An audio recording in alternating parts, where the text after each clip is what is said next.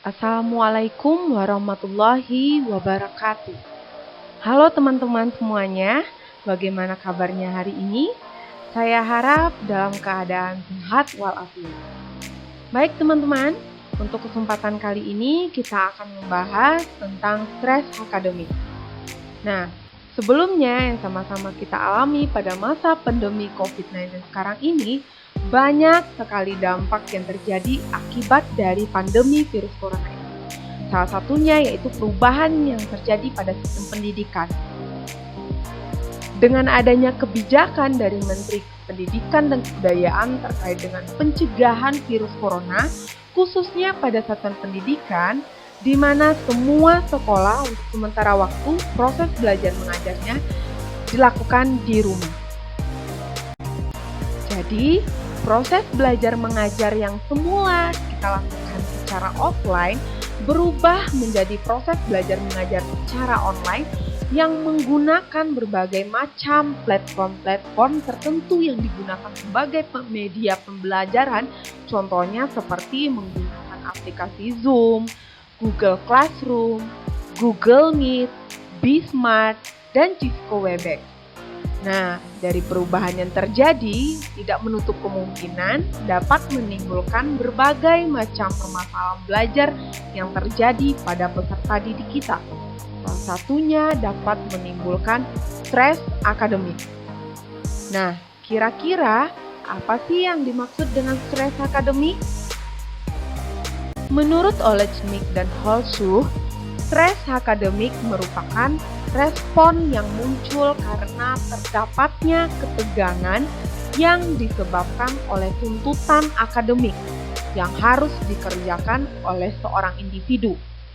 Jadi, dalam stres akademik ini terjadi ketidaksesuaian antara tuntutan dari lingkungan dengan sumber daya aktual yang dimiliki peserta didik, sehingga peserta didik semakin terbebani oleh berbagai tuntutan tersebut.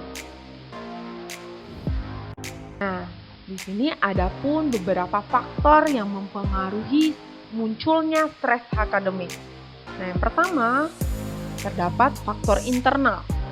Nah, di dalam faktor internal terdapat pola pikir, kepribadian, dan keyakinan. Nah, pada pola pikir, seorang individu yang berpikir tidak dapat mengendalikan situasi cenderung mengalami stres lebih besar. Semakin besar kendali bahwa ia dapat melakukan sesuatu, semakin kecil kemungkinan stres yang akan dialami. Yang kedua, kepribadian. Di dalam kepribadian seorang peserta didik dapat menentukan tingkat toleransinya terhadap stres.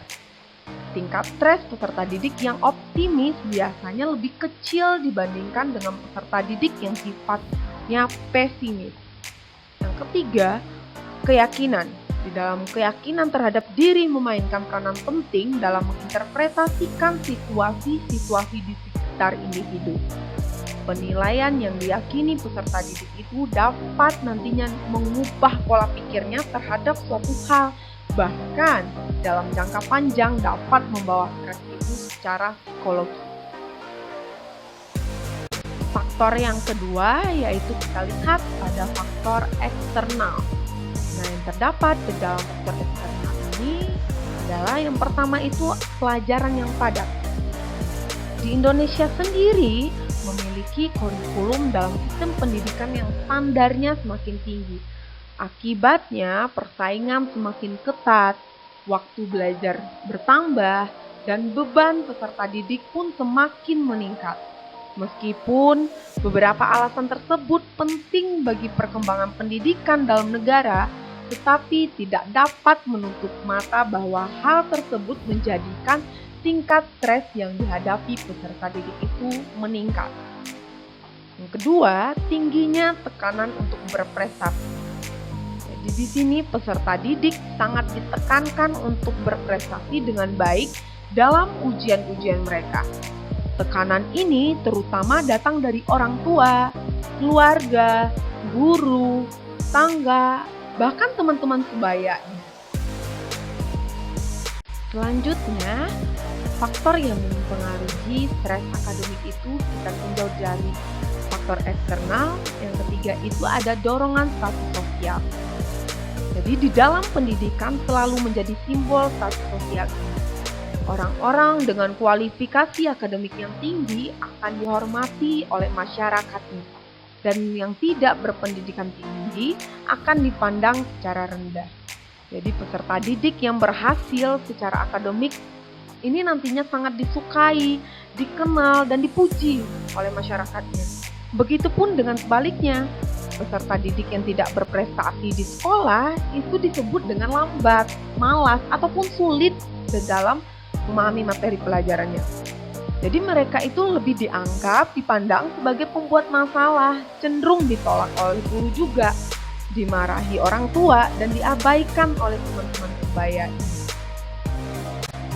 Jadi dalam masa pandemi COVID-19 sekarang ini, para pelajar dan mahasiswa harus dapat memikirkan bagaimana sih bisa cepat beradaptasi dengan sistem pembelajaran secara daring ini yang kemungkinan besar dalam pembelajarannya belum bisa 100% terserap dengan baik. Nah, ini juga ditambah lagi dengan tugas-tugas yang begitu banyak sehingga berkemungkinan besar dapat menyebabkan ketidakpahaman siswa dalam menyerap informasi atau materi pelajaran, sehingga peserta didik merasa kesulitan dan dapat menimbulkan stres akademik. Adapun terdapat beberapa gejala-gejala dari stres akademik ini. Nah, yang pertama bisa kita lihat dari gejala emosinya.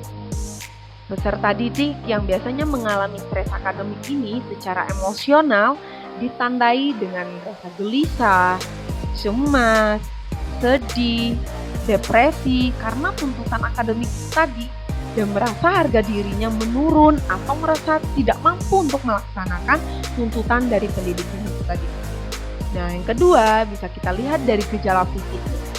Nah, pada gejala fisik ini ditandai dengan rasa sakit kepala, susah tidur, sakit punggung, diare, lelah, atau bahkan kehilangan energi untuk belajar.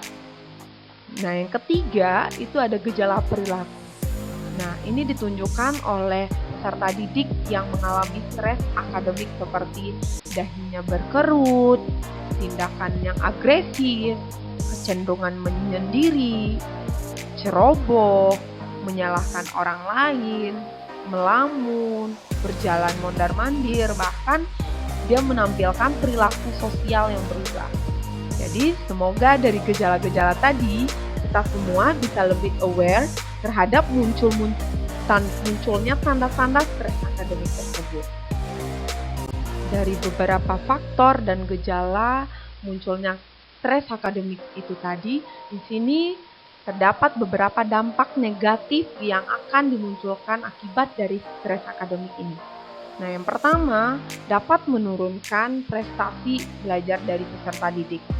Nah, jadi dari kondisi peserta didik yang mengalami stres akademik tentu saja akan berdampak pada hasil belajarnya nantinya. Seperti yang sudah dijelaskan oleh salah satu para ahli bahwa stres akademik ini secara terus-menerus dapat menjadikan kondisi tubuh akan menurun dan dapat mempengaruhi dari prestasi akademik siswa sendiri. Nah, yang kedua, munculnya beberapa penyakit. Dari kondisi peserta didik yang mengalami stres akademik juga berdampak pada kesehatannya, seperti tekanan darah tinggi, kolesterol, dan serangan jantung.